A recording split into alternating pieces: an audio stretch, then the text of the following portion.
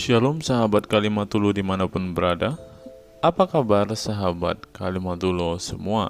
Saya berharap sahabat semua ada dalam keadaan sehat dan selalu di dalam pertolongan Tuhan kita Yesus Kristus. Terus dukung perkembangan channel ini dengan cara like, komen, dan subscribe.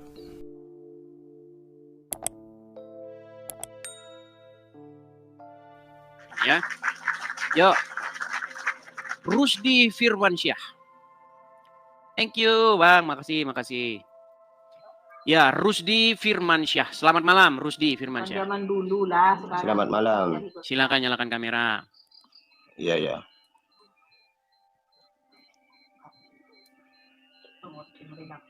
Oh, yang kemarin ini. Ketemu lagi. Betul. Yang kemarin. Iya. Kenapa Anda melarikan Iya. diri kemarin? Siapa yang lari? Sama kamu. Siapa itu yang ditanya. lari? Jelas-jelas Anda lari Sama kemarin. Kamu itu. Iya sama kamu, sama kamu di Coba, kemarin. Tenang. Jangan suruh. Tenang. Oke. Tenang. Kemarin kan kita ngobrol. Kamu kan nanya kepada saya, ya kan? Terus Iya. saya tanya kamu balik, kenapa kamu lari? Terus kamu bilang, orang Madura mana Ya, ada yang lari? kenapa? Ternyata kamu lari. Sama kamu yang diturunkan tuh. Sama Diturunkan kamu yang dari diturunkan saya. mana? Sungguh Diturunkan dari nekatnya. mana? Aku minta naik lagi. Nggak ada kamu ngajukan permintaan naik lagi. Bohong aja. Oh, gak ada bohong kamu tidak diterima sama kamu. Tadi saja aku minta naik sama kamu ditolak itu. Baru kedua kalinya aku diterima. Tadi kapan? Saya tanya dulu. Tadi kapan? Aduh.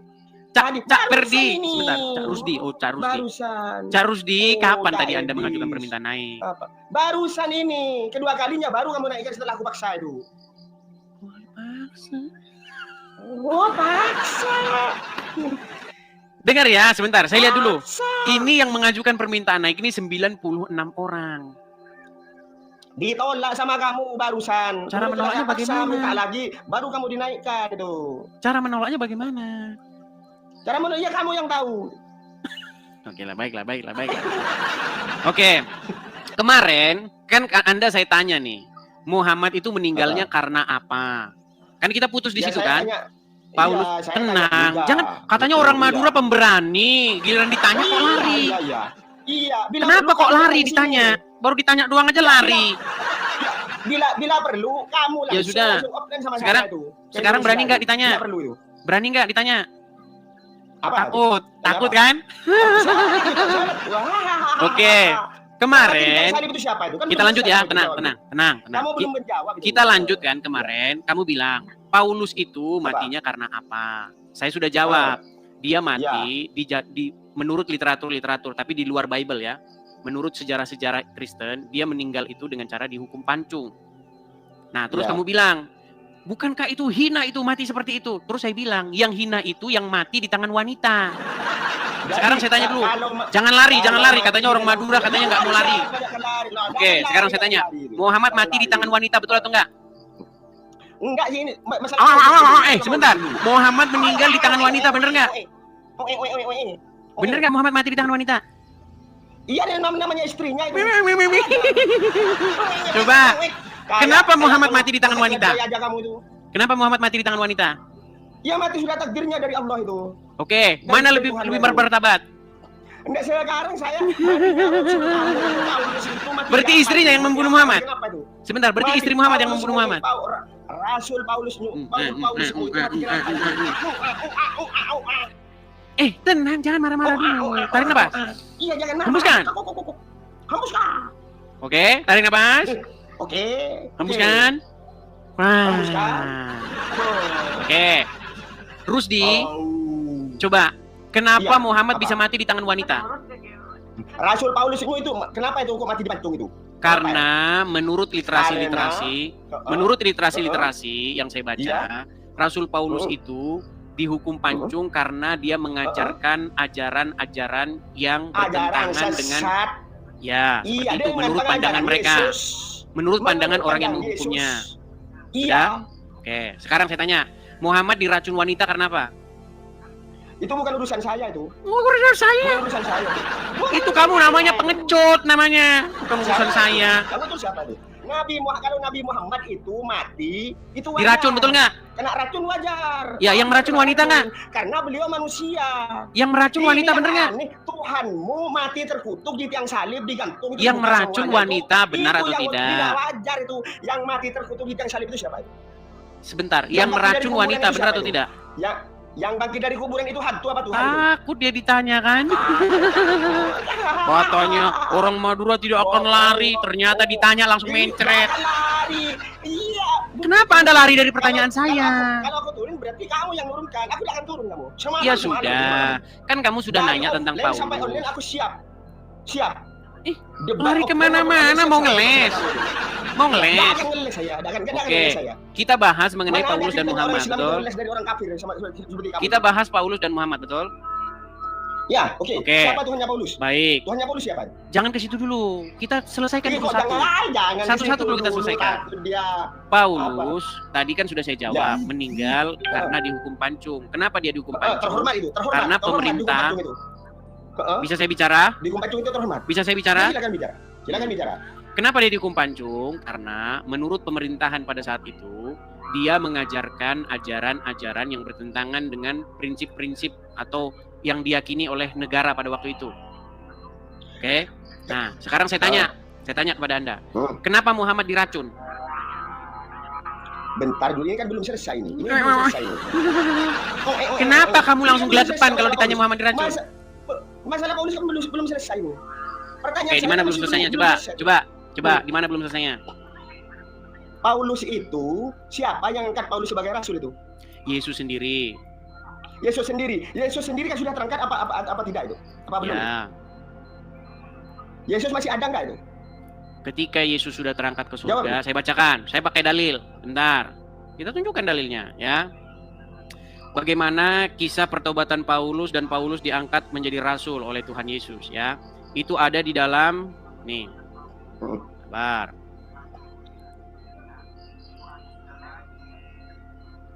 Nih, saya tunjukkan.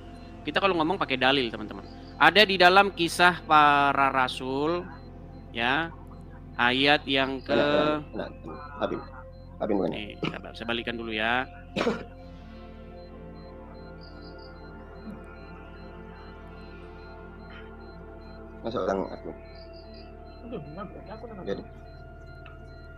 Nih, kisah pertobatan Paulus itu ada di dalam kisah para rasul pasal yang ke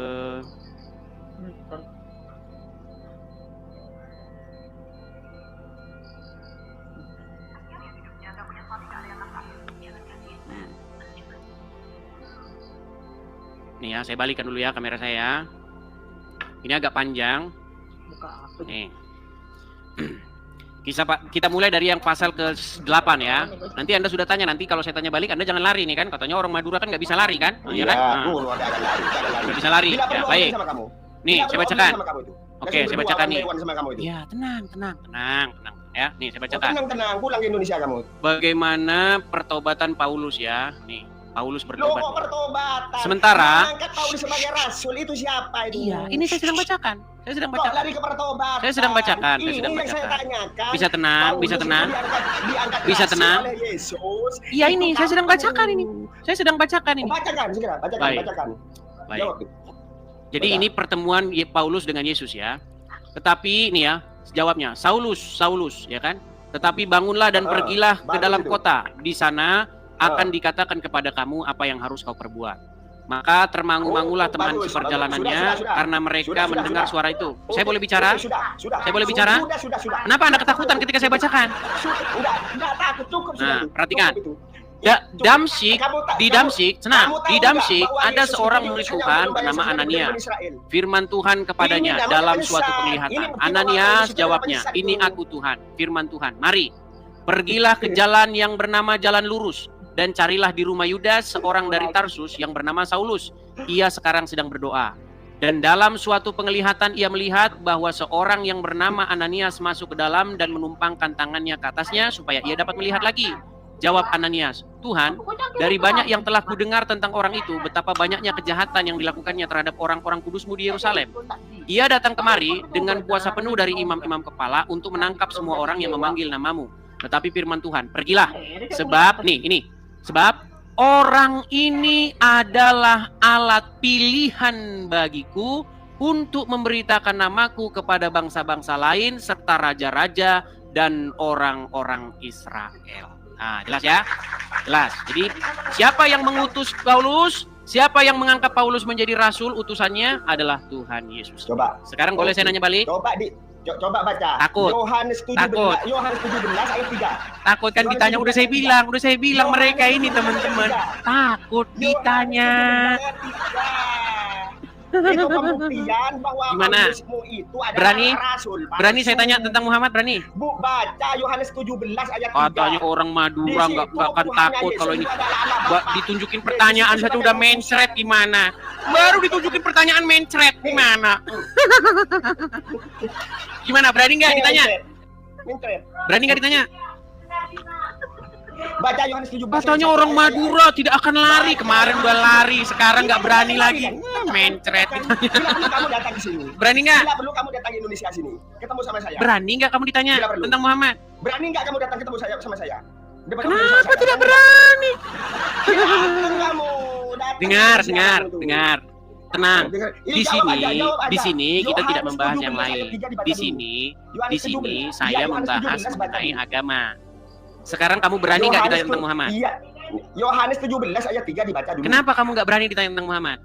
Yohanes 17, kenapa kamu nggak berani baca Yohanes 17 ayat 3? Ini sudah kamu tanya bagaimana Paulus, siapa yang mutusnya jadi rasul, sudah saya baca semua. Saya boleh nggak nanya sama kamu tentang Muhammad? Yohanes 17 ayat 3. Takutan dia. Takutan dia, kamu takut. Saya orang Madura ini. Orang Madura nggak akan lari nih, orang Madura ini. Giliran ditanya udah mencret. Bagaimana mungkin kamu ngomong orang Madura nggak akan lari, ditanya aja udah mencret, mau lari gimana? Berani nggak orang Madura ditanya? Orang Madura berani ditanya nggak? Jawab dulu, berani nggak? Orang Madura takut ditanya gitu bilang. Orang Madura takut ditanya, coba. Orang Madura berani ditanya nggak? Berani. Berani nggak ditanya orang Madura? Berani nggak?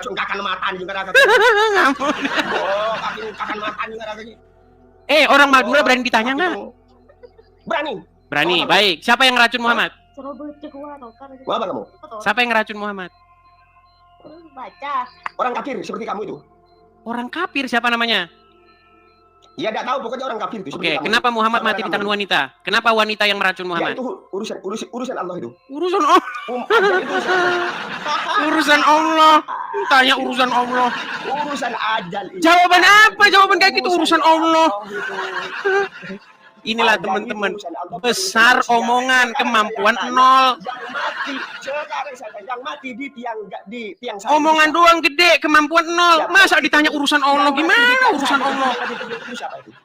Masa ditanya urusan Allah? Urusan Allah. Yang bagi dari kuburan urusan itu Allah. Apa Tuhan itu? Urusan Allah. Ya, yang mati yang keluar dari kuburan itu urusan Allah.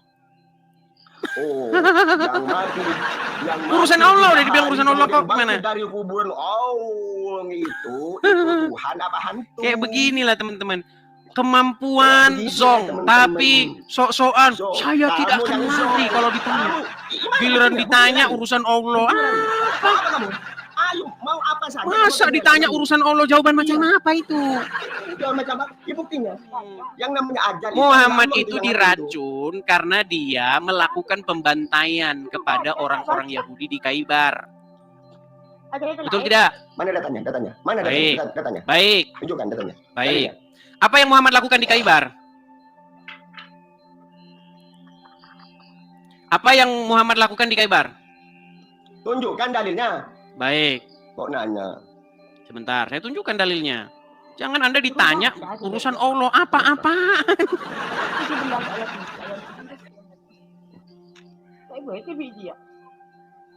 Baik, kita bukakan ya. Kita putarkan ini. Kalau saya ngomong, nanti tidak berani dia. Jadi kita bicarakan ya. Perhatikan. Ya. Mendengarkan nih. Loh, kok itu yang dijadikan dalil kamu, Des? Kamu apa itu? Dia bukan dalil itu, Des. Itu bukan dalil, Des. Kaki bagian depan dimasukkan mereka racun semuanya. Bukan dalil itu. Ke dalam kaki bagian depan. Wah, kaku. Begitu Nabi. Dimuatkan kok sama si Edi sudah butar itu. Tapi sempat tertelan sedikit. Tahun 7 Nabi diracun. Bukan dalil itu, tahu. Tahun 10, tahun 11, 3 tahun 3 bulan. Apa kamu bertuhan pada itu? Nabi cerita ke Aisyah. Sudah tidak laku Paulusnya. Sisa-sisa racun. Sahabat Nabi yang makan di sebelah mati kontak mati syahid. Mereka ingin meracun Nabi SAW, tapi Allah masih melindungi. Nabi yang lain mereka bunuh. Itulah jahatnya Yahudi. Jahatnya Wahyudi. Ngapain Muhammad di Khaybar? Coba, apa dia di Khaybar ngapain? Yang ku minta itu dalil, Dis, bukan ceramah, Dis. Oke, baik. Kita tunjukkan ya dalil. Jadi jadi Abdul Somad kalau ceramah tanpa dalil. Bukan urusan saya tuh. Bukan urusan saya. Bukan urusan saya. Urusan Allah, bukan urusan saya. Ini aja dia kalau ditanya. Udah, aku tahu. Apa dalilnya? Apa alasannya perempuan yang meracun Muhammad? Urusan Allah. Enggak, yang keluar dari kuburan itu siapa? Abdul Somad berceramah berdasarkan apa? Bukan urusan saya. Yang keluar dari kuburan itu hantu apa Tuhan? Urusan Allah. Yang keluar dari kuburan itu Urusan Tuhan Allah. apa hantu itu? Urusan Allah. Urusan Allah semua itu. Itu Tuhan kamu kan? Urusan Allah udah dibilang kok. Itu Tuhan kamu kan yang Urusan pergi dari Allah. kuburan itu kan? Urusan Allah. Yang datang pada Paulus itu Yesus asli apa Yesus Urusan palsu Allah. tulis. Urusan Allah itu. Udah dapat jawaban lagi ya. Jawaban apa? Jawaban kok urusan Allah. Saya tidak tahu. Itu namanya kamu naik ke sini modal nekat. Modal nikah, kamu tidak bisa jawab. Muhammad di Khaybar, dia itu melakukan pembantaian. Muhammad di Khaybar itu membunuh orang-orang Wahyudi. Makanya dia diracun. Gimana kamu itu? Karena dia diracun karena kejahatannya itu. Yesus turun ke dunia berapa kali? Mana Anda ini? Jadi Muhammad di Khaybar ngapain katanya? Apa yang Muhammad lakukan di Khaybar? Seperti kamu itu. Apa yang Muhammad lakukan di Khaybar? Seperti bertarung seperti orang kafir, membasmi orang kafir itu. Nah, kemudian dia diracun kan? Ya kan? Kalau Nabi Muhammad itu diracun itu wajar karena beliau manusia biasa. Tikus diracun nggak?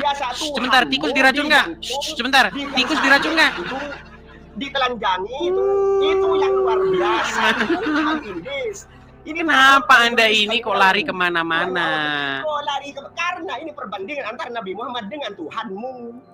Gak level Muhammad dibandingkan dengan Yesus gimana? Ya sudah, sekarang saya tanya sama kamu. Kenapa Muhammad diracun? Alasan dia diracun karena apa? Iya karena orang kafir dia tuh benci pada orang Islam itu. Karena dia memerangi orang-orang Wahyudi di Khaybar. Iya pokoknya karena dia tuh kafir itu, bukan orang Islam itu. Kalau orang bukan non-Muslim diperangi. Gimana kamu itu pertanyaan saya? Kalau bukan non muslim berarti kalau bukan Islam berarti diperangi. Yang mati terkutuk di tiang salib itu Tuhannya siapa, Dis? Jawab dulu. Lari-lari saja. Nih, kamu biar saya ceritakan ya pengakuan-pengakuan orang Islam yang debat dengan saya nih. Biar kamu lihat nih bagaimana orang Islam mengakui bahwa Tuhannya itu, Robnya orang Islam itu adalah mayat dalam kubur. Biar kamu tahu. Kenapa kamu takut? Kalau saya tunjukkan pernyataan-pernyataan saudara-saudara yang Muslim. Coba dengarkan ini. Sekarang Agama apa yang hanya adalah mayat? Agama apa? Ya yang bangkit dari kuburan itu ya Tuhanmu, Dis. Itu hantu, Dis, bukan Tuhan, Dis. Itu Robmu yang masih mayat di kuburan. Mana? Ya, yang bangkit dari kuburan itu bukan Tuhan, itu hantu, Dis. Kalau bangkit, oke, saya turuti. Oke. Kalau bangkit dari kubur berarti hantu. Ya. Oke. Tuhan siapa itu? Oke, Muhammad mati nggak? Mati. Oke, dia akan bangkit nggak? Nanti itu.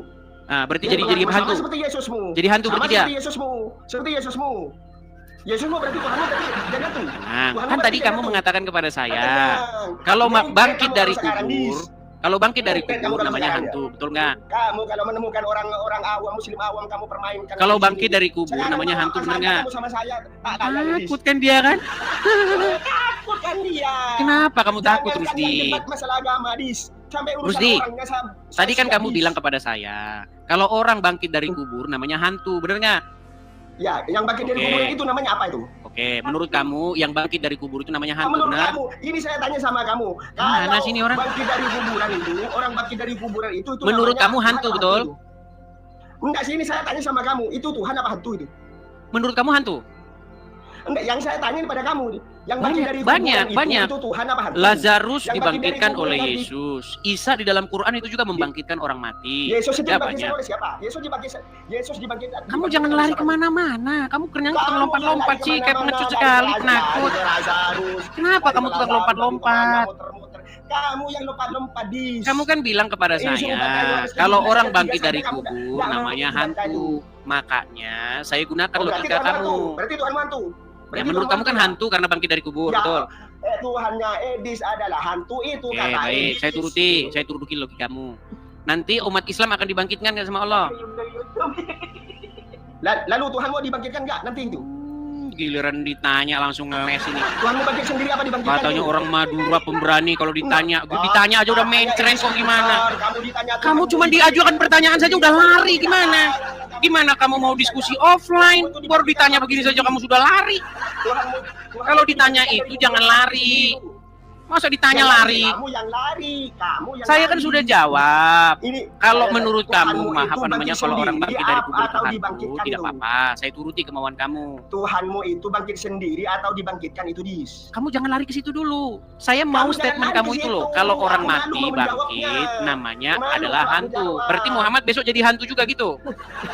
Muhammad akan dibangkitkan nggak? Nabi Muhammad kan tidak bangkit dari kuburan kan? Besok Dari akan bangkit kuburan. nggak? Ini yang saya tanya keluar dari kuburan. Suatu Kan saat keluar Muhammad dari akan dibangkitkan kuburan nggak? di Pasmanasan. Oh itu sama semua termasuk kamu juga. Berarti jadi hantu Termasuk semua? Yesus pun juga itu. Berarti jadi hantu? Sama itu.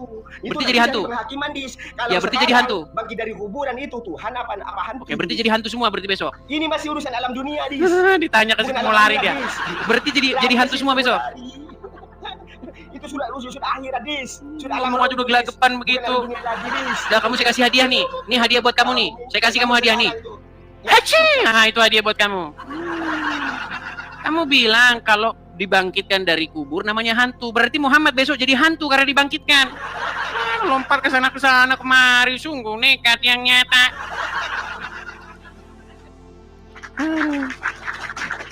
Kita kutip dalil liputan 6 teman-teman. Quraisy Shihab mengatakan, tolong jangan pilih ustadz yang suka memaki. Kai Haji Quraisy Shihab ibaratkan begini. Nah teman-teman, ternyata ada juga ustadz-ustadz yang suka memaki-maki teman-teman. Bisa jadi ini adalah salah satu oknum yang dikatakan oleh Habib Kribo tadi teman-teman, di mana mereka seakan-akan orang yang paling beriman, paling beragama, dengan kepalanya ada titik hitam dan juga jenggotnya sampai panjang ke lantai, kata Habib Kribo tadi kan teman-teman. Di era modern ini ketika ceramah agama mudah diakses melalui berbagai media, umat Islam dihadapkan pada pilihan beragama, ustadz atau penceramah yang dapat mereka ikuti. Namun tidak semua pendakwah menggunakan cara yang sejuk dan penuh hikmah dalam menyampaikan pesan agama. Menanggapi fenomena ini, wah ini ternyata sebuah fenomena nih teman-teman, berarti sudah sering terjadi nih teman-teman. Profesor Kiai Haji Quraisy Shihab, seorang cendekiawan muslim, terkemuka menekankan pentingnya memilih ustadz yang tidak memaki-maki dalam dakwahnya. Quraisy Shihab mengingatkan bahwa dakwah adalah ajakan kepada kebaikan yang harus disampaikan dengan cara yang baik pula. Ia menekankan pentingnya mencontoh akhlak Nabi Muhammad SAW yang selalu lemah lembut dalam menyampaikan ajaran Islam. Mengutip sabda Nabi Muhammad, barang siapa yang beriman kepada Allah dan hari akhir, hendaklah ia berkata baik atau diam. Ayahanda presenter Nasyo Shihab menegaskan bahwa ini adalah pedoman penting bagi para pendakwah. Kata-kata yang baik dan penuh hikmah lebih efektif dalam menyentuh hati dan menggerakkan orang untuk berubah ke arah yang lebih baik. Dalam dakwah, seringkali ditemukan penceramah yang menggunakan kata-kata yang keras dengan alasan untuk menegur atau mengingatkan umat. Namun, Profesor Quraisy Shihab mengingatkan bahwa cara ini justru bisa menimbulkan antipati dan menjauhkan orang dari ajaran agama Islam yang seharusnya penuh kasih sayang dan rahmat. Menukil Islam.co, Quraisy Shihab menjelaskan hal yang menarik ketika ditanya seseorang terkait kriteria ustadz yang tepat untuk dijadikan panutan atau sebagai penceramah. Mantan rektor lain, sekarang UIN, Syarif Hidayatullah Jakarta, ini menjelaskan dengan penuh kasih ibarat seorang bapak menasihati anaknya. Pilihlah ustadz yang menganut paham moderat. Anda tidak akan mendengar makian, tutur mantan Menteri Agama ke-16 masa Presiden Soeharto ini. Quraisy menjelaskan bahwa ustadz yang wasatiyah akan terbuka untuk dikritik dan tidak fanatik dengan satu pandangan dan menilai pandangan yang orang lain salah. Quraisy menjelaskan bahwa ustadz wasatiyah akan terbuka untuk dikritik dan tidak fanatik dengan satu pandangan dan menilai pandangan orang lain salah. Ustadz yang wasatiyah memahami bahwa jalan menuju agama itu besar dan memiliki jalan-jalan kecil untuk menuju jalan besar itu. Karena dalam rincian ajaran agama yang Tuhan tanyakan adalah hasilnya, misalnya 5 tambah 5, 10, tapi bisa juga 7 tambah 3, lanjutnya. Salah satu ciri ustadz yang wasatiyah menurutnya adalah berpengetahuan luas. Ustadz yang berpengetahuan luas akan mampu menilai dan menghargai suatu pendapat, sedangkan ustadz yang sempit pengetahuannya akan mudah menyalahkan.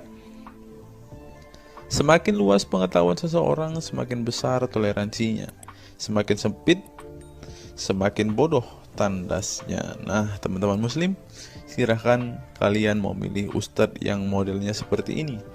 Karena ustadz yang berilmu itu seperti yang dikatakan oleh Bapak Quraisy Shihab ini, bahwa mereka pasti adalah orang yang sangat toleransi. Tetapi jika ustadzmu kamu dapati tidak bisa bertoleransi atau orang yang intoleran, maka mereka bisa dikatakan ustadz yang BODOH, kata Quraisy Shihab. Nah, pertanyaannya adalah, apakah Zuma termasuk standar ustadz yang baik atau ustadz yang toleran? Mari.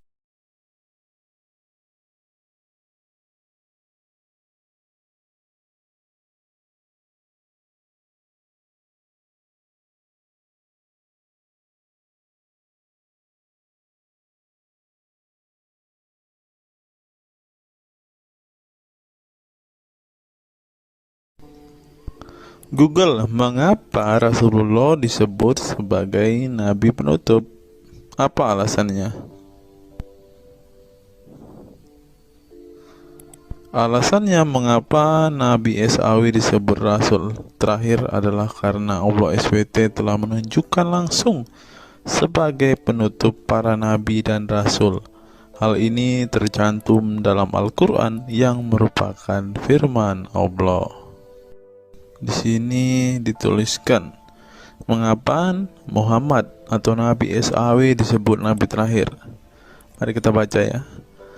Katamul Anbiya merupakan salah satu julukan Nabi Muhammad yang berarti penutup para nabi, sesuai dengan firman Allah SAW dalam surat Al-Ahzab ayat 40 yang berbunyi, artinya Muhammad itu sekali-sekali bukanlah bapak dari seorang laki-laki di antara kamu, tetapi dia adalah Rasul Allah dan penutup nabi-nabi, dan adalah Allah Maha mengetahui segala sesuatu. Nabi Muhammad SAW merupakan nabi terakhir yang Allah utus untuk menyempurnakan agama-agama sebelumnya. Al-Quran merupakan kitab Allah yang menyempurnakan kitab-kitab sebelumnya. Sehingga tidak perlu ada kitab lain karena Al-Quran merupakan kitab Allah yang menyempurnakan kitab-kitab sebelumnya, sehingga tidak perlu ada kitab lain karena Al-Quran sebagai kitab terakhir. Maka dapat diartikan bahwa tidak ada lagi Nabi setelah Nabi Muhammad SAW.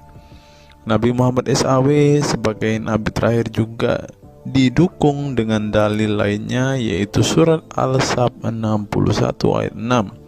Dan ingatlah ketika Isa bin Maryam berkata, "Hai Bani Israel, sesungguhnya aku adalah utusan Allah kepadamu, membenarkan kitab sebelumku, yaitu Taurat, yang memberikan kabar gembira dengan datangnya seorang rasul yang akan datang sesudahku, yang namanya Ahmad, dalam tanda kurung Muhammad." Menurut Syekh Al-Zairi dalam kitab Al-Jawahir dan Al-Kalamiyah, alasan kenapa Nabi Muhammad SAW dijadikan Nabi terakhir adalah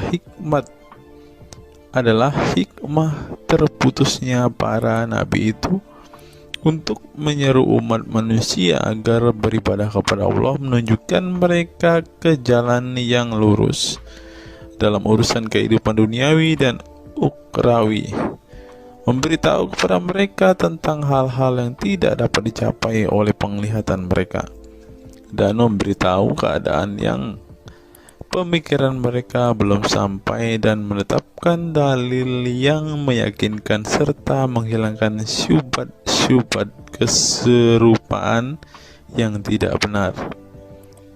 Adapun hubungan dakwah Nabi Muhammad SAW dengan nabi-nabi terdahulu ialah terbangun atas dasar sebagai penguat dan penyempurna dakwah nabi-nabi sebelumnya. Oleh karena itu, semua para nabi selalu dibangun atas dasar dua pondasi utama, yaitu akidah, syariat, dan akhlak.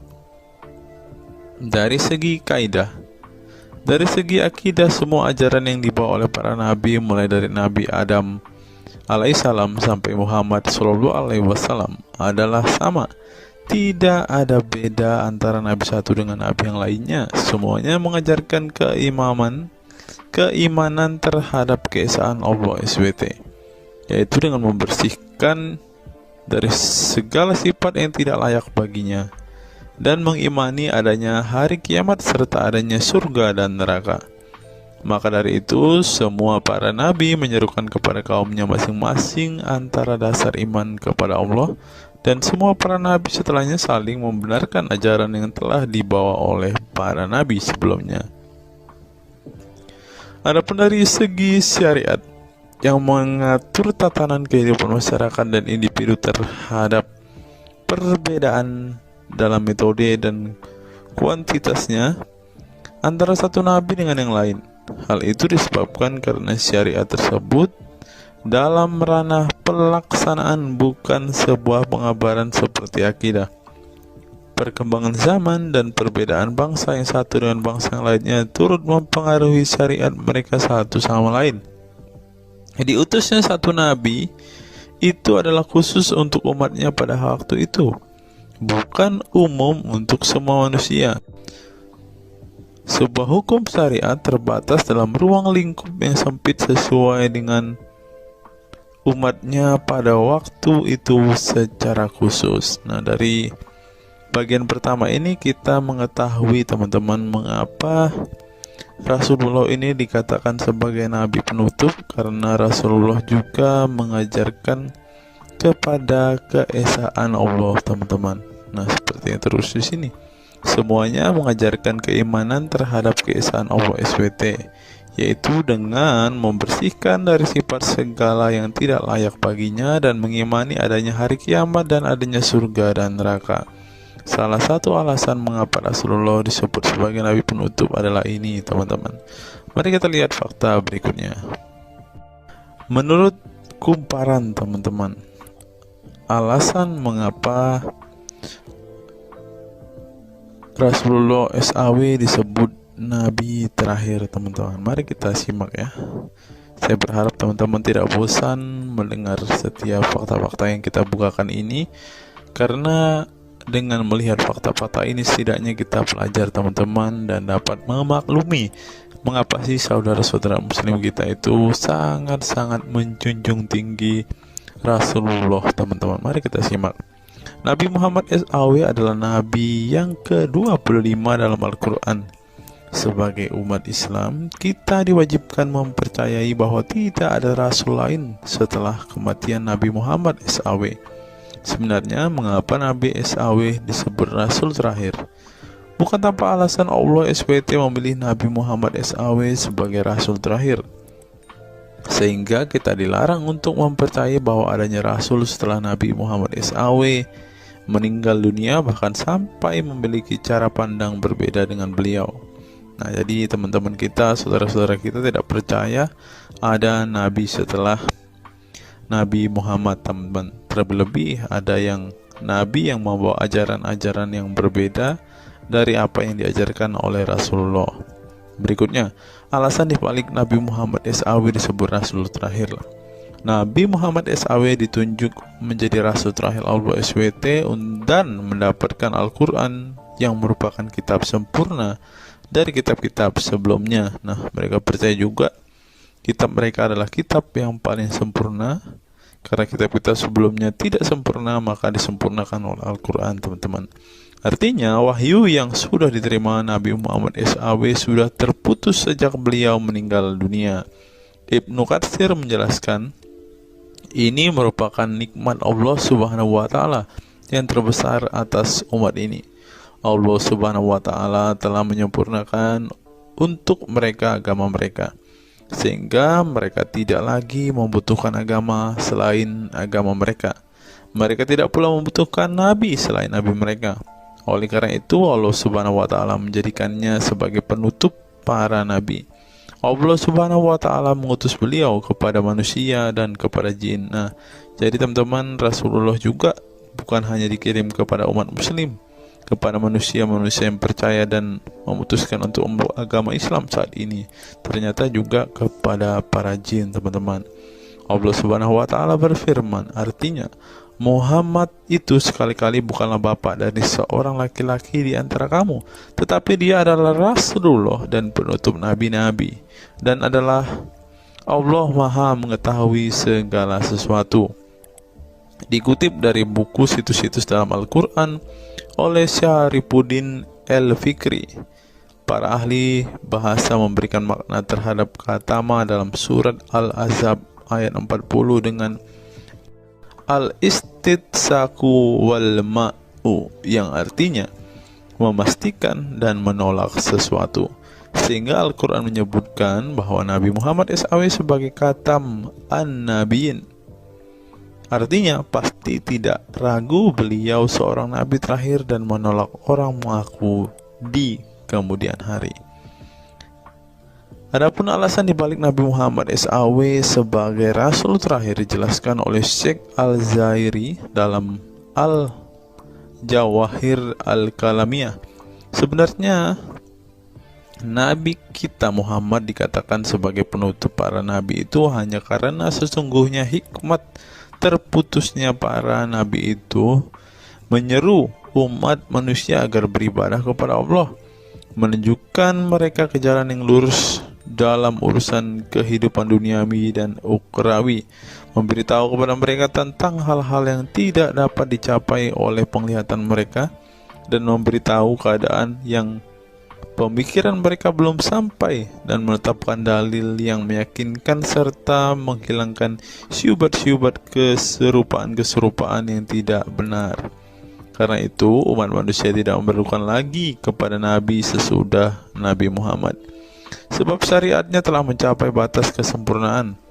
Dan dari alasan inilah tampak jelas tentang rahasia terusnya beliau untuk seluruh umat manusia, dan keberadaan beliau sebagai manusia yang paling utama dalam segi fisik serta halaknya. Demikianlah penjelasan singkat mengenai Nabi Muhammad SAW sebagai Rasul terakhir.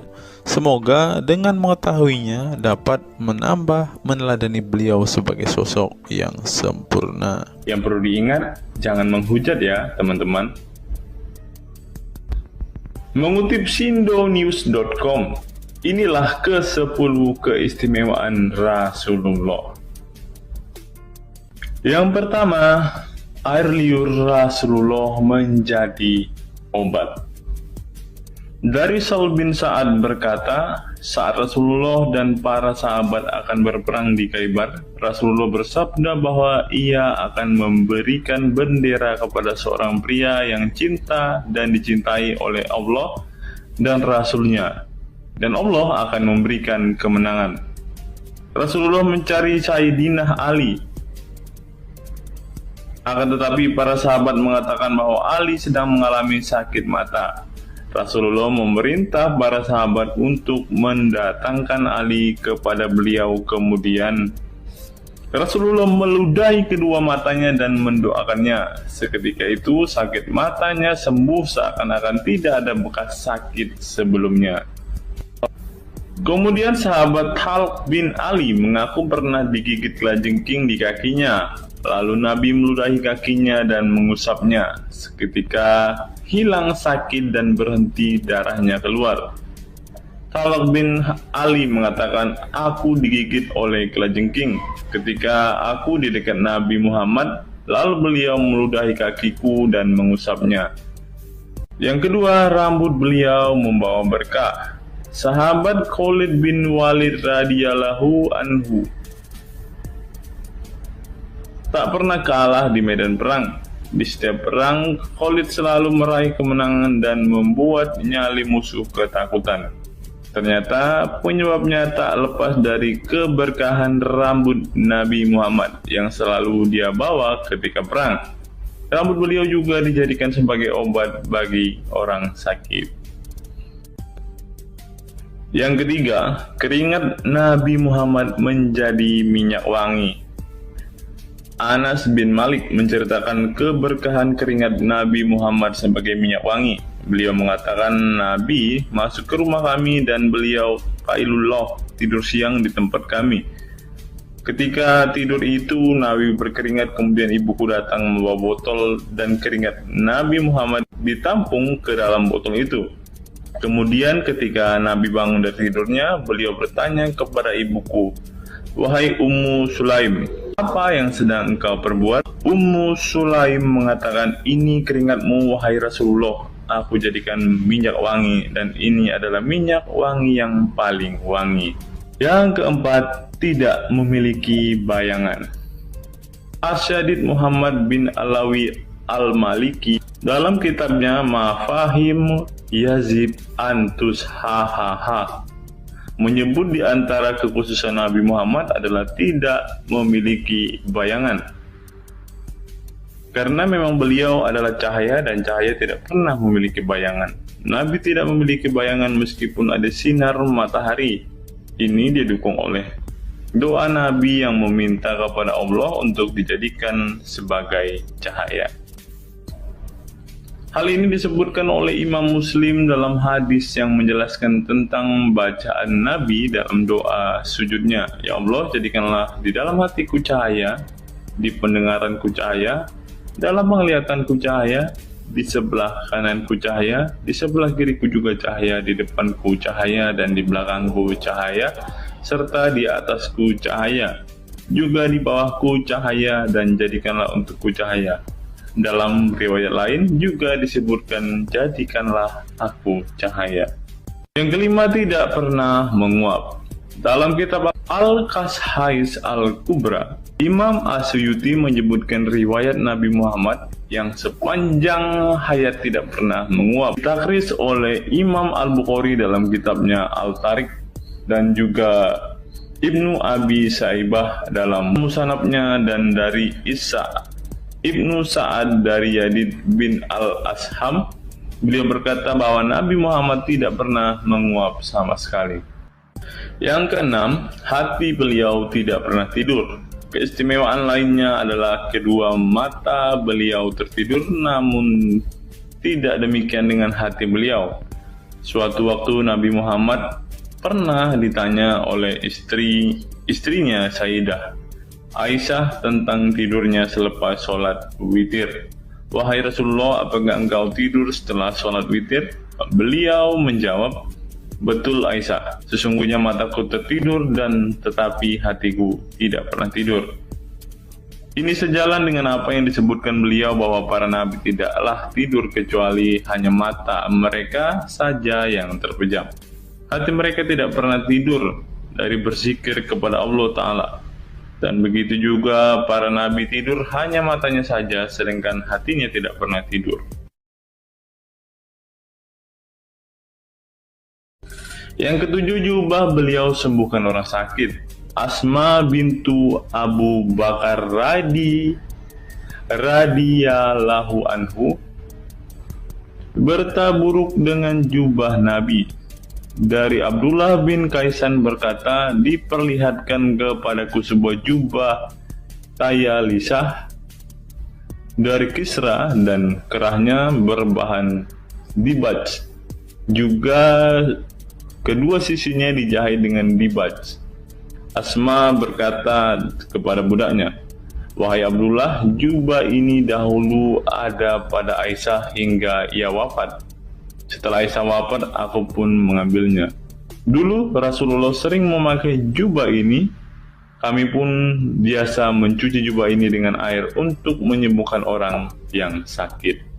8. Darah bekam Nabi diminum sahabat. Darah Rasulullah benar-benar barokah. Sahabat Abdullah bin Zubair radhiyallahu anhu pernah meminum darah Nabi. Diceritakan Abdullah datang kepada Rasulullah ketika beliau sedang berbekam. Setelah Rasulullah selesai, maka beliau memberikan darah berbekam itu sambil berkata, "Pergilah dan sembunyikan darah ini dari manusia." Maka aku pergi dan meminum darah itu. Selepas itu aku mendatangi Rasulullah kembali. Lalu Rasulullah bertanya, "Apa yang kamu lakukan?" Abdullah menjawab, "Aku sudah sembunyikan darah itu di tempat yang tidak boleh dilihat oleh manusia." Baginda Nabi berkata lagi, "Jangan-jangan kamu telah meminumnya?" Beliau menjawab, "Ya, aku telah meminumnya, wahai Rasulullah." Setelah meminum darah itu, Nabi Muhammad berkata kepada Abdullah, "Sungguh engkau telah menjaga dirimu dari api neraka." Yang ke-9, tidak pernah ihtilam atau dalam tanda kurung mimpi basah. Ihtilam adalah keluarnya air mani karena sebab mimpi atau fantasi. Di Indonesia sering disebut dengan mimpi basah.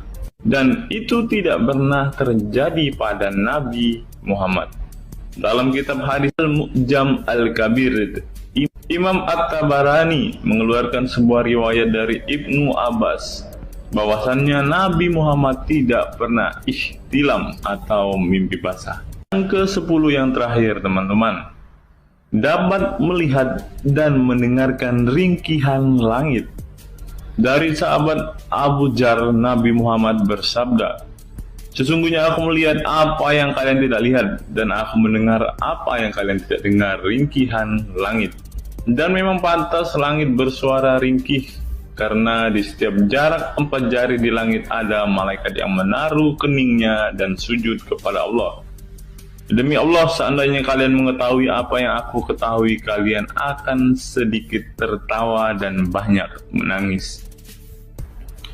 Keistimewaan lain dari Nabi Muhammad disebutkan ketika beliau buang air tidak ada bekasnya sama sekali. Dalam kata lain, semua kotoran beliau ditelan bumi, tak sedikit pun yang tertinggal.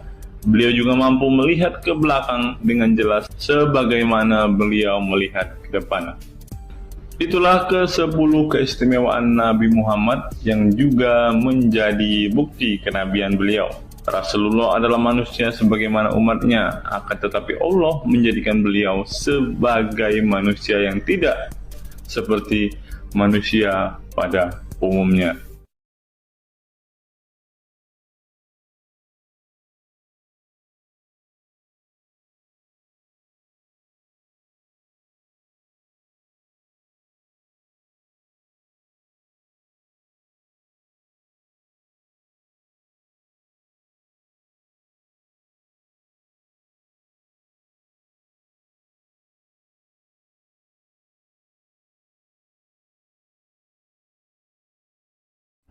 Hari ini kita akan menyimak sebuah kisah yang saya kutip dari sebuah artikel yang akan menggemparkan kita semua.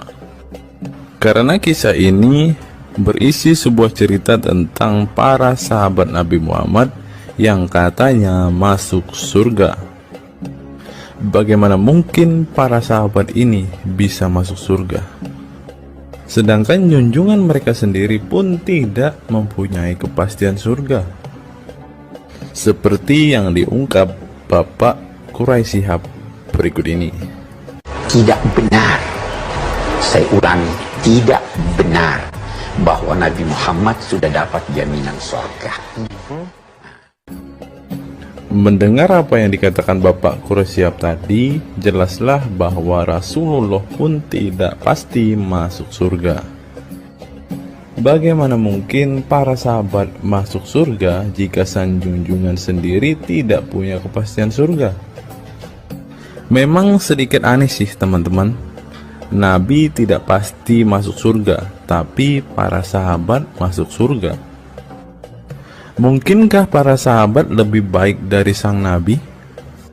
Untuk itu, mari kita simak kisah para sahabat Nabi berikut ini dan temukan alasan mengapa mereka bisa masuk surga. Kisah sahabat Nabi Muhammad SAW yang dijamin masuk surga oleh Allah SWT. Semua manusia pasti menginginkan masuk surga Allah SWT, namun tidak semua jiwa bisa masuk surga. Ada banyak tantangan dan perjalanan yang sangat panjang yang harus dihadapi umat Islam hingga mendapat kesempatan ala SWT untuk masuk surga. Itu juga belum tentu langsung masuk surga. Mungkin harus ke neraka untuk menghapus dosa-dosa terlebih dahulu. Meski demikian, kita bisa belajar dari kisah sahabat Nabi Muhammad SAW yang dijamin masuk surga Allah. Mereka tidak begitu saja mendapat tempat yang keindahannya kekal abadi. Berbagai ujian keimanan dan fisik dalam mengarungi kehidupan mereka di jalan Allah SWT. Siapa sajakah sahabat Nabi SAW yang dijamin masuk surga? Simak selengkapnya dalam ulasan berikut ini. Kisah sahabat Nabi Muhammad SAW yang dijamin masuk surga. Dalam sebuah hadis terdapat 10 sahabat Nabi SAW yang masuk surga. Hadis tersebut berasal dari Abdurrahman bin Auf radhiyallahu anhu. Ia berkata, Rasulullah SAW bersabda. Adapun kisah 10 sahabat Nabi yang dijamin masuk surga yang dikutip dari buku biografi 10 sahabat Nabi yang dijamin masuk surga karya Sujai Fadil 2020. Yang pertama, Abu Bakar As-Siddiq. Abu Bakar As-Siddiq dikenal sebagai manusia terbaik setelah Nabi Muhammad SAW. Beliaulah orang pertama yang beriman kepada Nabi SAW, menemaninya dan membenarkan perkataannya. Ketika Nabi Muhammad SAW meninggal dunia, beliaulah yang dipilih menjadi imam dan melanjutkan kepemimpinan sebagai khalifah. Yang kedua, Umar bin Khattab. Sahabat Nabi Muhammad SAW selanjutnya yang dijamin masuk surga adalah Umar bin Khattab. Dedikasi beliau kepada agama Islam sangatlah besar. Walaupun sebelum ia memutuskan untuk beriman kepada Nabi Muhammad SAW, ia ingin membunuhnya. Setelah masuk agama Islam, Umar bin Khattab menjadi orang yang paling berani dan mendapat gelar Al-Furuq yang memiliki arti pembeda antara yang benar dan yang salah. Yang ketiga, Utsman bin Affan. Utsman bin Affan merupakan saudagar kaya raya, namun kekayaan tersebut tidak membuatnya sombong, namun kebalikannya. Utsman menggunakan hartanya untuk zakat, sedekah, dan infak. Setelah meninggalnya Umar bin Khattab, beliau melanjutkan kepemimpinannya dan juga melanjutkan tugas untuk menyusun mushaf Al-Quran. Yang keempat, Ali bin Abi Thalib. Ali bin Abi Thalib merupakan sepupu dari Nabi Muhammad SAW, sehingga beliau banyak belajar Islam dari usianya sejak kecil. Ali bin Abi Thalib pernah ditinggal Nabi Muhammad SAW saat perang Tabuk untuk menjaga para wanita dan anak-anak. Setelah meninggalnya Utsman bin Affan, beliau meneruskan kepemimpinannya. Namun di masa kepemimpinannya banyak sekali pertentangan dan perpecahan kelompok dengan pemikiran masing-masing. Talhah bin Ubaidillah. Meski tak seterkenal para khulafaur rasyidin, namun beliau merupakan sosok perlindung bagi Nabi Muhammad dalam perang Uhud dengan menangkis anak panah dengan tangannya hingga kehilangan jari-jarinya. Selain itu, Talib bin Ubaidillah disanjung karena kebaikan hati dan sedekah beliau. Yang keenam, Zubair bin Awam. Zubair bin Awam merupakan orang pertama yang berani mencabut pedangnya di jalan Allah SWT saat ia menduga ada orang musyrik yang sewenang-wenang kepada Nabi Muhammad SWT. Perjuangannya untuk masuk ke Islam tidaklah mudah. Beliau sempat disiksa oleh pamannya sendiri agar tidak mengikut Nabi Muhammad SAW. Yang ketujuh, Abdurrahman bin Auf. Abdurrahman bin Auf merupakan seorang saudagar yang kaya raya. Walaupun seorang yang berlimpah harta, beliau banyak menggunakan hartanya untuk kaum muslimin. Ketika mendengar bahwa dirinya akan masuk surga, Abdurrahman bin Auf khawatir apakah layak masuk surga dan merasa dirinya bukanlah siapa-siapa. Yang kedelapan, Sa'ad bin Abi Waqqas. Sa'ad bin Abi Waqqas merupakan paman Nabi Muhammad SAW dari ibunya. Ketika mendengar Islam di Mekah, Sa'ad langsung menghampiri Nabi Muhammad SAW untuk beriman kepada Allah SWT dan Rasulnya. Sa'ad bin Abi Waqqas merupakan orang pertama yang meletakkan anak panah di jalan Allah SWT. Beliau juga dipilih menjadi komandan perang Qadisiyah dan diangkat menjadi gubernur Kufah di masa kepemimpinan Utsman bin Affan. Yang kesembilan, Sa'id bin Zaid. Apabila seseorang yang mampu membuat Umar bin Khattab yang keras bisa masuk ke dalam Islam, beliau adalah Sa'id bin Zaid dan istrinya Fatimah bin Khattab. Beliau mengadakan pertemuan di Darul Arqam dan sebelumnya menyampaikan dakwah di dalamnya. Sa'id bin Zaid tidak pernah absen dari peristiwa penting dan peperangan bersama Nabi Muhammad SAW kecuali di perang Badar. Yang ke-10, Abu Ubaidah bin Zarah. Abu Ubaidah bin Zarah merupakan seorang sahabat Nabi Muhammad yang lemah lembut namun cekatan. Beliau termasuk salah satu generasi pertama yang masuk Islam. Ketika perang Uhud, dua gigi depannya copot, malah tampilan dirinya makin bagus. Giginya ompong dikarenakan ia mencabut dua rantai yang masuk melalui lubang kancing topi besi di wajah Nabi Muhammad SAW karena terkena tebasan. Dari 10 kisah tadi, semua sahabat Nabi itu terkenal dengan perbuatan baiknya. Apakah standar umat muslim masuk surga adalah dengan berbuat baik? Perbuatan baik tentu tidak dapat menyelamatkan. Seorang ustadz pernah berkata seperti ini. Mengantarkan kita masuk ke surga itu bukan amal perbuatan kita. Kita semua masuk ke dalam surga Allah kelak itu lantaran mendapat anugerah dari Allah dan mendapat rahmat dari Allah. Jadi bukan karena amal ibadah kita. Apa tanggapan teman-teman setelah menyimak kisah ini?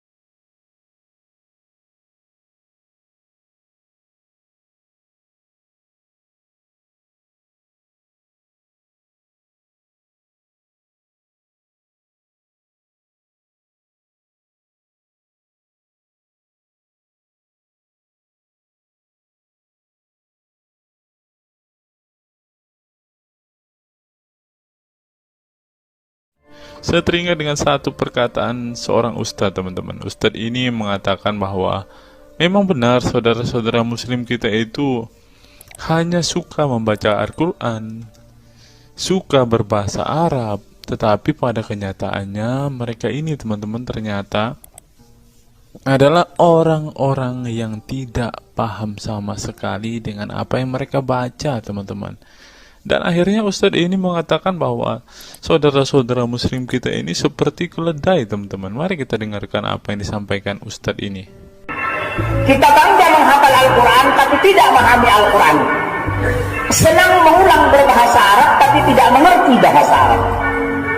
Suka membaca Al-Quran tapi tidak memahami maknanya. Akhirnya apa? Menjadi keledai di Indonesia. Tidak sampai di situ saja teman-teman. Menurut NU Online, seperti yang disampaikan oleh Gus Baha, ingin umat Islam banyak baca Al-Quran meski tak paham maknanya. Teman-teman bisa baca sendiri ya judul artikel ini. Artikel ini mengatakan seorang Gus ingin umatnya itu semua umatnya dia ingin bahwa mereka harus mau dan rajin membaca Al-Quran teman-teman. Walaupun ya pada kenyataannya apa yang mereka baca mereka tidak ketahui. Apa yang mereka baca mereka tidak tahu maknanya teman-teman. Mari kita dengarkan dan lihat apa isi dari artikel yang diransir oleh NU Online ini teman-teman. Jakarta NU Online. Rais Syuriah Pengurus Besar Nahdlatul Ulama PBNU Kiai Haji Ahmad Bahaudin Nur Salim yang biasa dikenal dengan Gus Baha mengingatkan umat muslim atau umat Islam untuk memperbanyak membaca Al-Quran meski tidak memahami maknanya. Waduh, gak bahaya kah ini? Ustadznya mengatakan harus baca saja Al-Quran walaupun tidak paham. Wah, bisa-bisa umat Islam jadi keledai se-Indonesia nih, seperti yang dikatakan Ustadz yang barusan tadi. Karena semuanya disuruh baca, disuruh hafal, tidak peduli tahu atau tidak arti dan maknanya. Aduh, gimana ini teman-teman? Sebagai kitab suci, Al-Quran harus lebih dekat dengan umat Islam. Cara mendekatinya bisa dengan mempelajari dan memahami kandungan Al-Quran atau membacanya. Membaca Al-Quran lebih bernilai ibadah, terutama di bulan suci Ramadan. Saya paling sangat ingin di Ramadan ini banyak membaca Al-Quran, baik membaca secara qiraatan saja atau lebih jelasnya. Sebagaimana dikutip NU Online dari akun YouTube Santri Gayeng. Menurut Gus Baha, membaca Al-Quran tidak harus menunggu paham arti dan tafsirnya. Sebab membaca Al-Quran dari huruf ke huruf sudah bernilai ibadah. Meskipun seorang yang membacanya itu tidak paham arti dan maknanya. Terlebih ketika membaca dan kemudian menjadikan isi Al-Quran sebagai bimbingan hidup. Gus Baha mencoba melogikakan orang yang membaca Al-Quran tetapi tidak memahami maknanya. Ia menjelaskan ketika seseorang membaca Al-Quran dan tidak paham maknanya, maka seseorang itu hanya menyibukkan diri dengan kalamullah. Hal ini menurut Gus Baha sesuatu yang baik. Tetapi Ustadz yang tadi mengatakan kalau hanya bisa membaca tetapi tidak ngerti maknanya, mereka sama dengan keledai di Indonesia. Nah, sekarang umat muslim bingung nih harus ngikutin yang mana, mau jadi keledai atau hanya menjadi pembaca tetapi tidak tahu apa-apa nih. Lanjut teman-teman. Efek dari kesibukan dengan kalamullah itu pasti tidak melakukan maksiat. Tetapi kalau kita melihat ya, kalau ada satu contoh kasus yang terjadi di pesantren kemarin kan teman-teman, di artikel yang kita baca sebelumnya, bahwa kejadian atau hal yang bersangkut paut dengan maksiat ini terjadi di dalam pondok pesantren, teman-teman. Bagaimana ini Gus Baha? Kalau Anda mengatakan bahwa ketika orang sibuk dengan membaca Al-Quran dengan kesibukan membaca kalamullah dan bisa terhindar dari melakukan hal-hal maksiat, tapi kok di pondok pesantren malah terjadi maksiat nih Gus Baha, bagaimana ini? Lanjut, saya beri contoh, meskipun membaca saja dan tidak paham artinya, itu tetap baik. Ada orang yang semalaman itu duduk bersama keluarga, ngobrol ringan tentang masa lalu, cerita lucunya atau lucunya anaknya. Pada malam itu ditulis oleh malaikat bahwa keluarga ini tidak maksiat, tidak dugem, tidak narkoba, dan tidak ke tempat maksiat, jelasnya.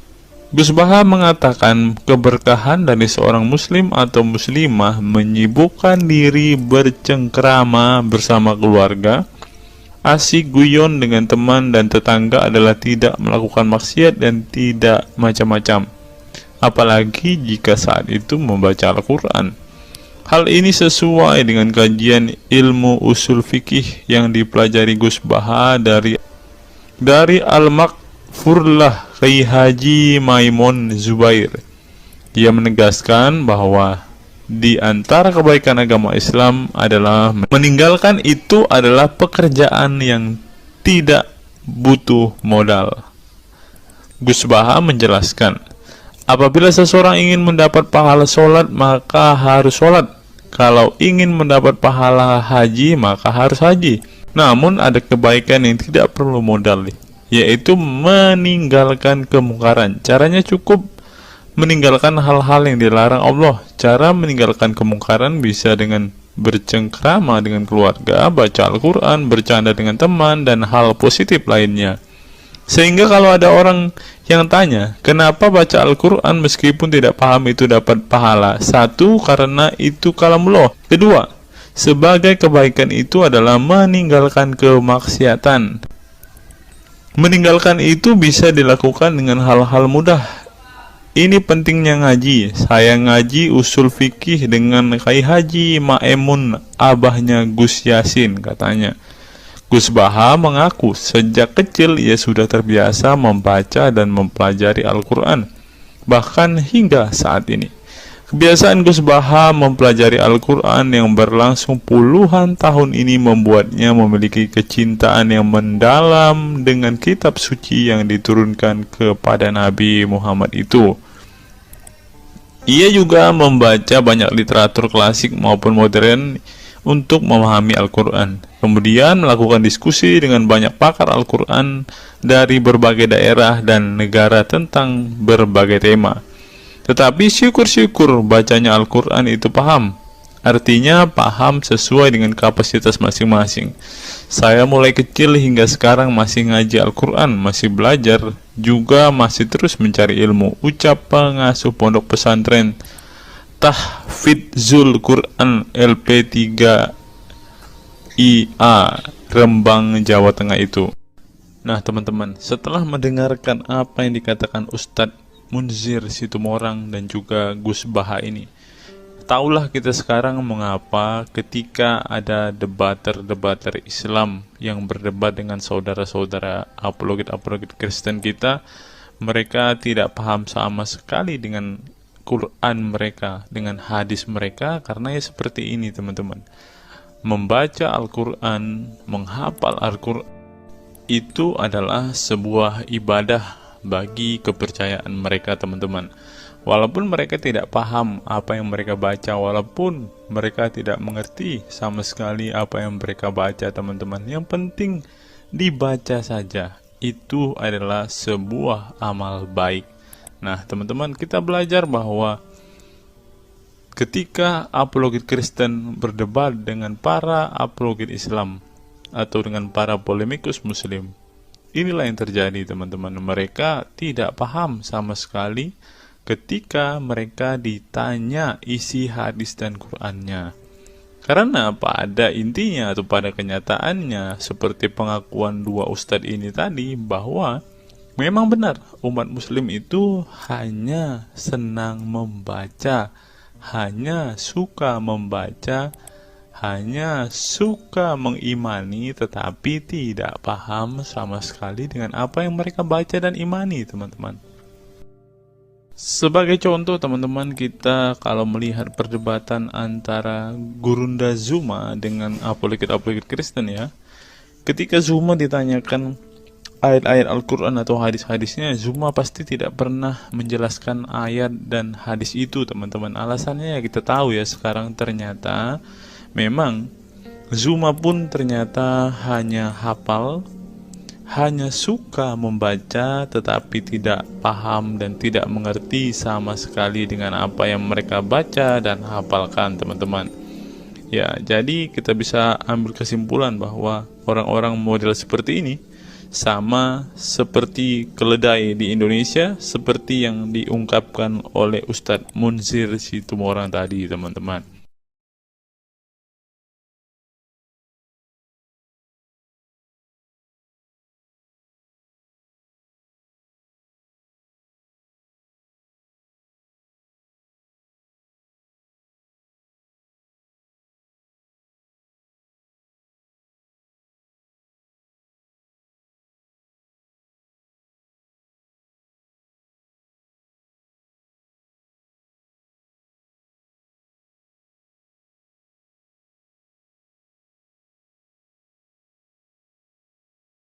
Fenomena pemurtadan dan kelompok Islam radikal. Sejumlah sarjana Islam mengemukakan hukuman seorang murtad adalah hak prerogatif Tuhan, bukan wewenang manusia. Masalah pemurtadan selalu menjadi isu penting dalam sejarah wacana keislaman. Dalam Islam, tindakan atau sikap seseorang muslim meninggalkan agama Islam, baik dengan perkataan maupun dengan perbuatan, disebut dengan ridah atau irtidad dalam bahasa Arab. Dan orang muslim yang melakukan tindakan ini disebut murtad. Nah, seperti yang dikatakan oleh Yakut tadi, teman-teman, dengan mengatakan toa itu seperti gonggongan anjing, dia sudah murtad, teman-teman. Itulah sebabnya saudara-saudara muslim menganjurkan dia untuk istighfar dan mengucapkan 2 kalimat syahadat kembali. Lanjut. Seorang dikatakan murtad belum tentu mereka pindah atau konversi ke agama baru. Bisa juga mereka kemudian memilih untuk tidak beragama, menjadi sekuler, ateis, agnostik, dan lain sebagainya. Masalah pemurtadan ini bukan hanya diskursus dan fenomena eksklusif dalam Islam saja, tetapi juga dalam agama-agama lain ya.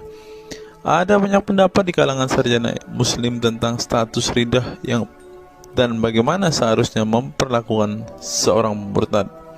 Ada yang berpendapat ridah adalah masalah kepolitikan, bukan masalah teologi keagamaan, sehingga orang yang keluar dari Islam murtad tidak perlu dikenai hukuman apapun, termasuk hukuman pembunuhan.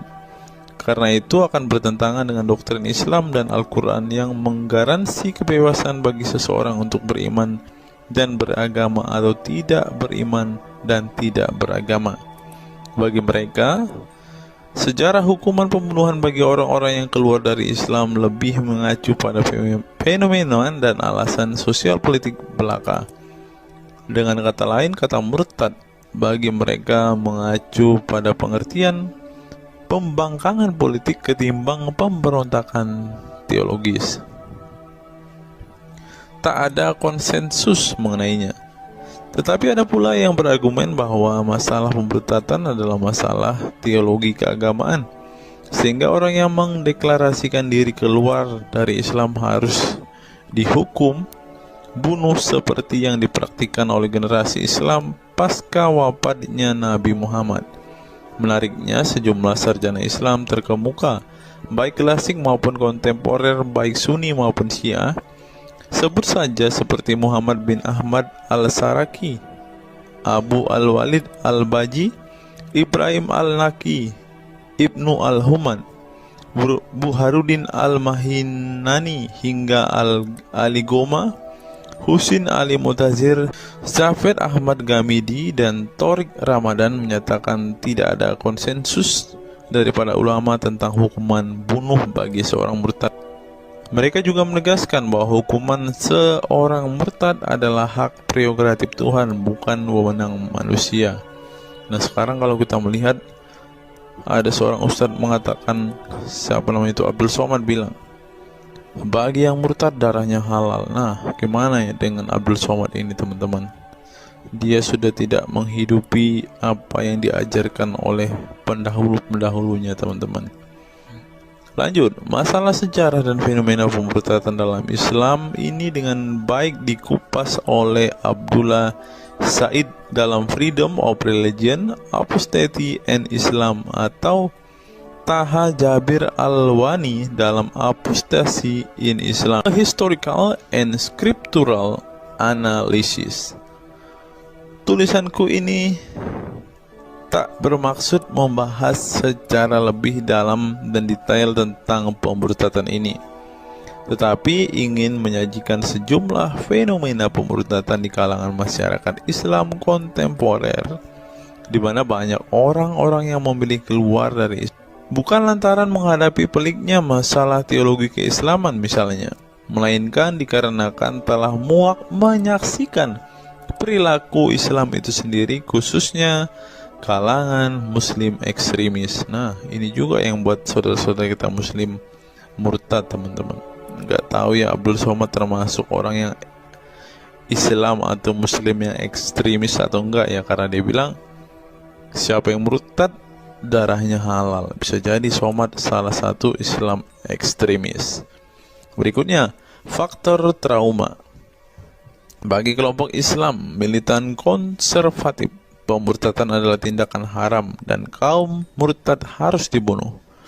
Tetapi mereka tidak menyadari bahwa banyak kaum Islam yang memilih menjadi murtad justru karena mereka trauma dengan perilaku brutal kelompok radikal Islam itu sendiri. Lihat misalnya penuturan sejumlah mantan muslim dalam buku Living Islam, Apostate Speak Out, yang diedit oleh Ibnu Warak, nama samaran, seorang pensiunan Islam kelahiran Rajkot, India.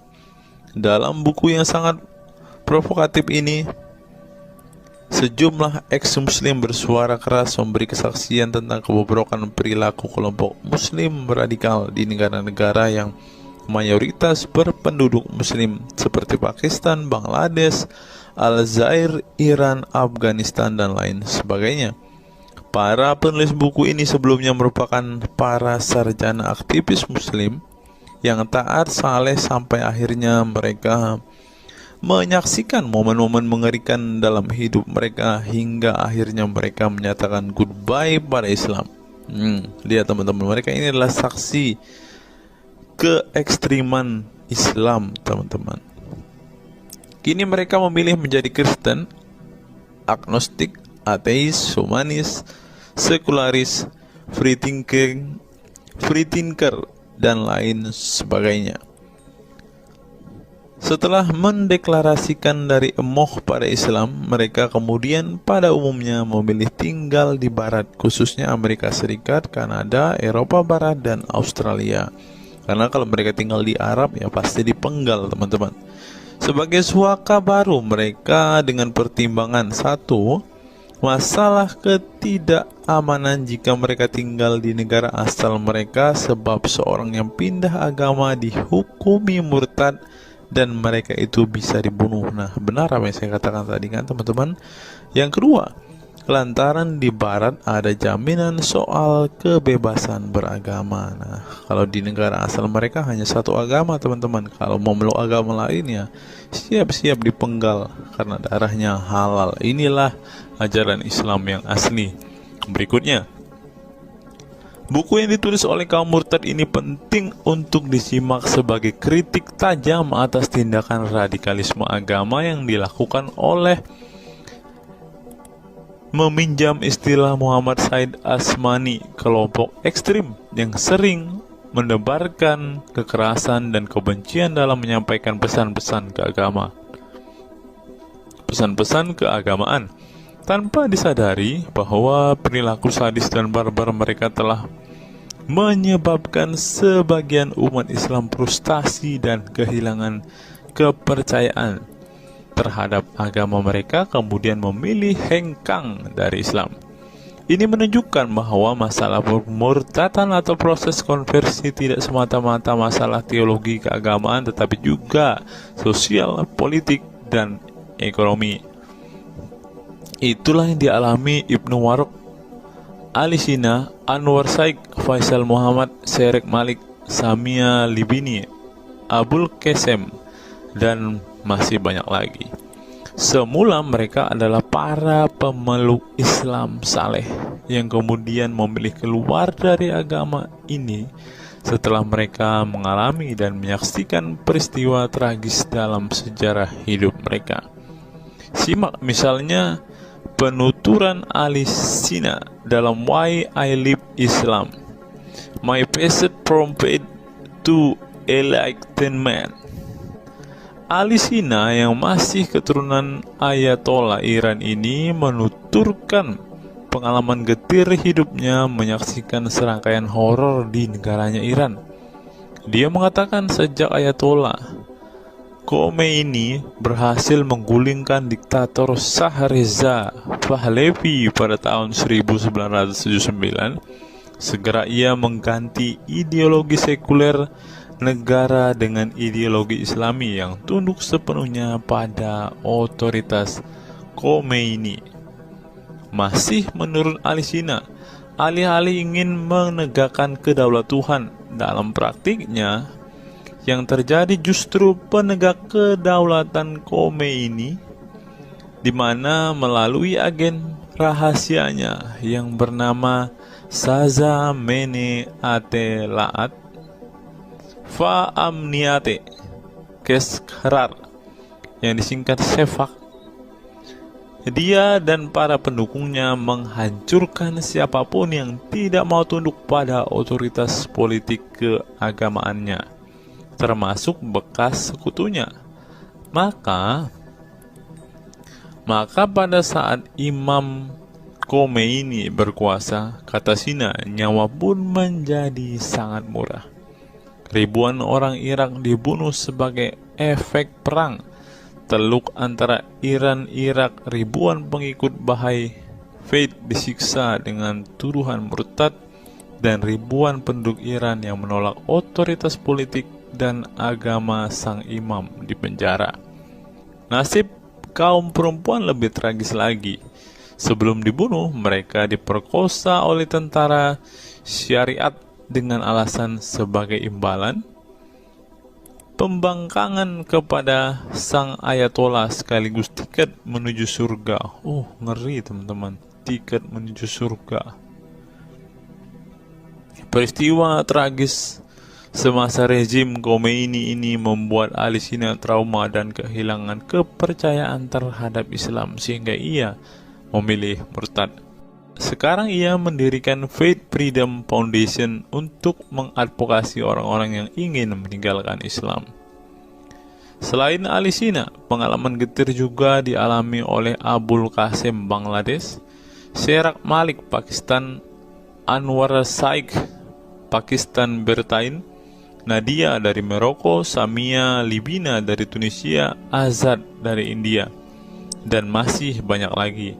Setelah mengalami dan menyaksikan sejumlah peristiwa tragis kekerasan agama yang dilakukan kaum muslim radikal di negara mereka, mereka kemudian hijrah ke iman yang baru.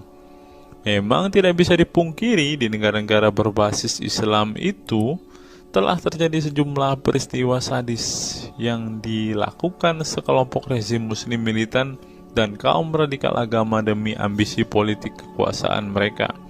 Atas nama agama dan penegakan syariat Islam, mereka melakukan serangkaian teror dan kekerasan terhadap kelompok minoritas dan lawan-lawan politik agamanya.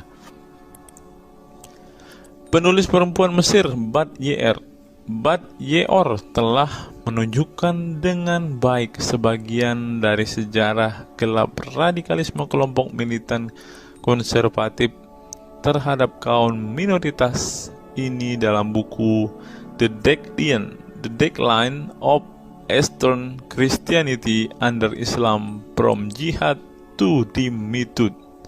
Dalam buku ini, dia berpendapat bahwa konsep dhimmi, khususnya Kristen dan Yahudi yang secara literal mengacu pada definisi protected people, orang-orang yang dilindungi, dalam realitasnya justru menjadi kelompok yang diperas, dieksploitasi karena di samping dipaksa membayar pajak pada pemerintah, mereka tidak pernah menikmati hak-hak sipil sebagai warga negara.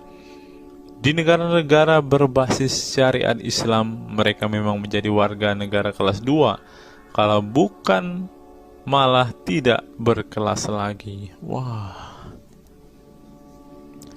Tidak hanya non-muslim saja, kaum muslim yang kebetulan berseberangan dengan ideologi dan aliran keagamaan rezim penguasa, baik rezim Sunni maupun Syiah, juga mendapat perlakuan kejam dan diskriminatif.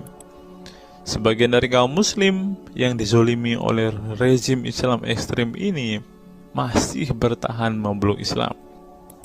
Tetapi sebagian lain lebih memilih kabur ke negeri lain dan emoh memeluk Islam lagi. Ilustrasi di atas merupakan peringatan keras sekaligus memberi pelajaran berharga bagi umat Islam. Dengarnya saudara-saudara Islam, khususnya kelompok muslim militan konservatif yang selama ini getol berdakwah dengan cara-cara kekerasan dan intoleran. Perilaku brutal dan aksi-aksi kekerasan yang mereka lakukan tidak hanya menyebabkan simpati publik terhadap kaum muslim merosot, atau melorotnya tingkat kepercayaan publik terhadap Islam sebagai agama damai, toleran, pluralis, dan rahmatan lil alamin. Tetapi lebih dari itu, tindakan konyol kaum radikal agama ini telah menyebabkan pemurtadan sebagian umat Islam itu sendiri. Kedepan kaum muslim harus menebarkan Islam dengan cara-cara damai, santun, dan toleran, bukan dengan tindakan keras, kasar, dan intoleran yang justru merugikan Islam dan kaum muslim itu sendiri. Jika memang Islam itu agama rahmat bagi alam semesta, maka buktikan itu dengan tindakan nyata. Wallahu alam bishawab. Nah, itulah fakta-fakta yang bisa saya sampaikan pada kesempatan hari ini, teman-teman. Kiranya fakta-fakta ini dapat membuat kita semua sebagai umat Kristen semakin bersemangat berdoa, terlebih memberitakan Injil kepada saudara-saudara muslim kita yang benar-benar rindu, yang benar-benar ingin dan haus mendengarkan kabar baik, teman-teman. Karena Alkitab memang mengatakan ada orang-orang yang hatinya sudah tertutup untuk Injil dan mereka tidak akan pernah mendengarkan kabar baik itu. Bagi saudara-saudara muslimku, segeralah murtad, karena sesuai dengan apa yang kita bacakan hari ini, banyak sekali fakta-fakta yang di luar nalar yang bisa menjadi alasan kalian untuk meninggalkan agama Islam. Apa pendapat teman-teman setelah menyimak video ini? Silahkan tuliskan komentar waras teman-teman di kolom komentar video ini, agar banyak orang semakin waras dan semakin sadar bahwa hanya Yesuslah satu-satunya Tuhan dan Juru Selamat. Hanya Yesuslah satu-satunya yang menyediakan surga bagi setiap orang yang percaya kepadanya. Salam waras, salam sadar. Sampai bertemu di video-video kita berikutnya. God be with you all.